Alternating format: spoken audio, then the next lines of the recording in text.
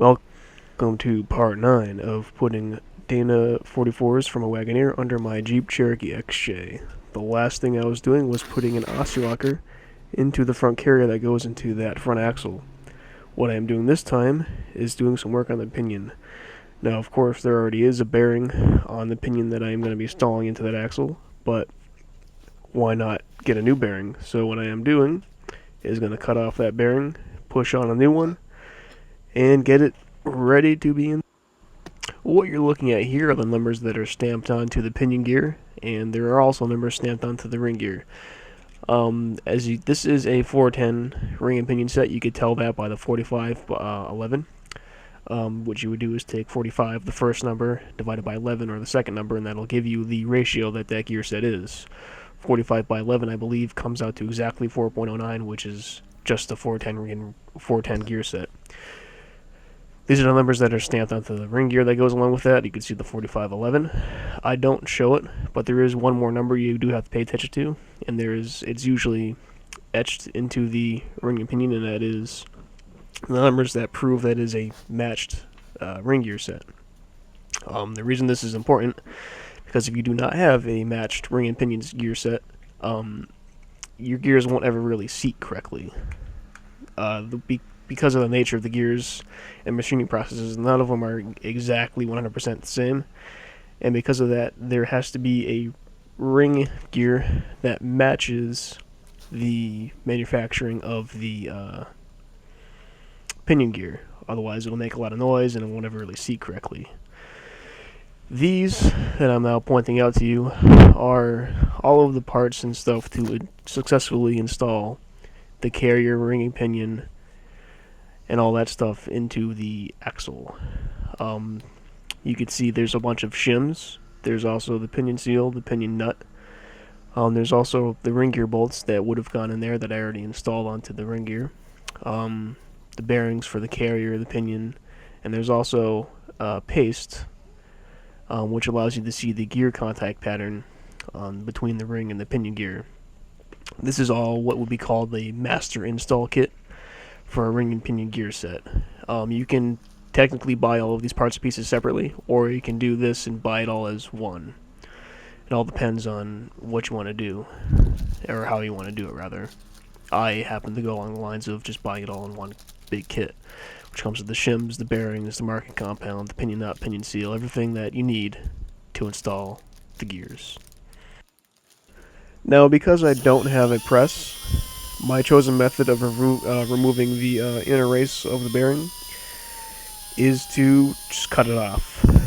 Now, if I did have a press, this would be a very simple process. I would just take some sort of clamp, like a bearing clamp, put it around the edge of the race of the bearing, push down on the back of it, and it would pop right out. But of course I don't have a press, so I have to first cut off the cage, as you can see, and pry it the fuck off. It's usually not a very easy process. It involves cutting, then this prying, then more cutting.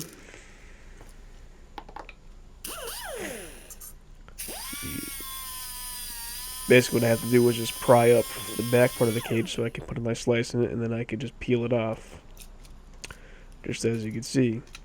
Now again, if I had a press, I would already be done. But of course, I don't have a press.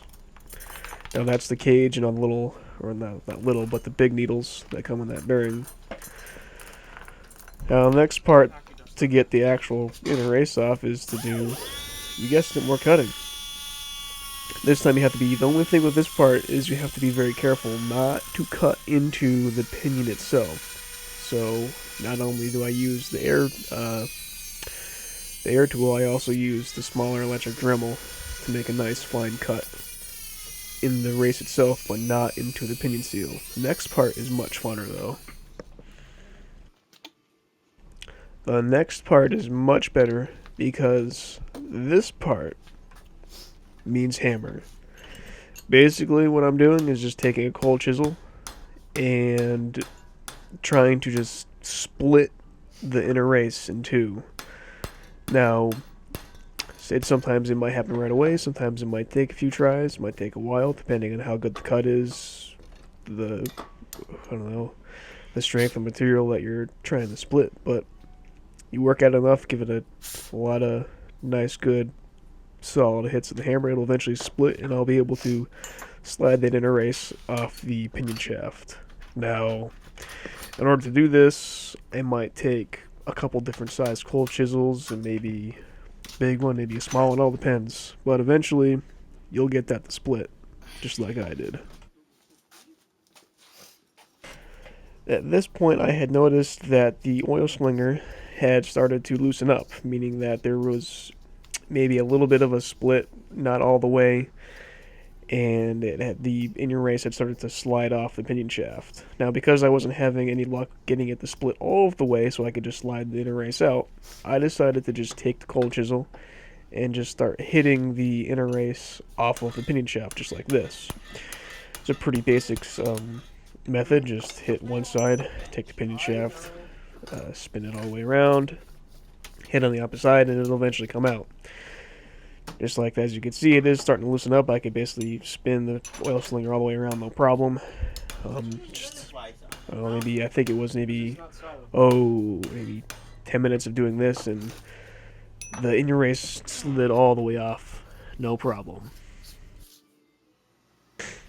This is the oil slinger. What this thing does, as its name implies, is it slings oil from the inside the differential all the way around the case of the differential.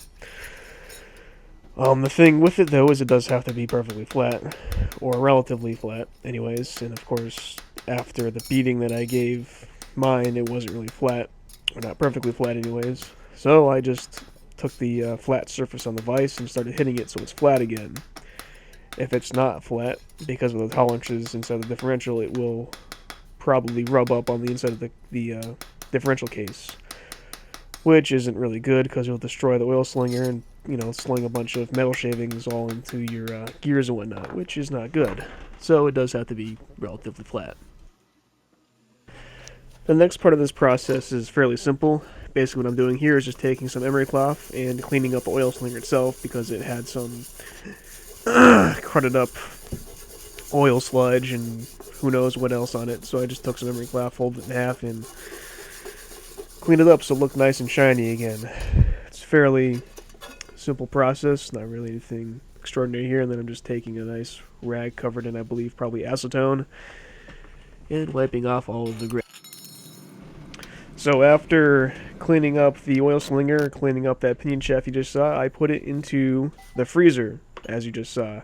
Now the reason for this is because, as I said before, I don't have a press.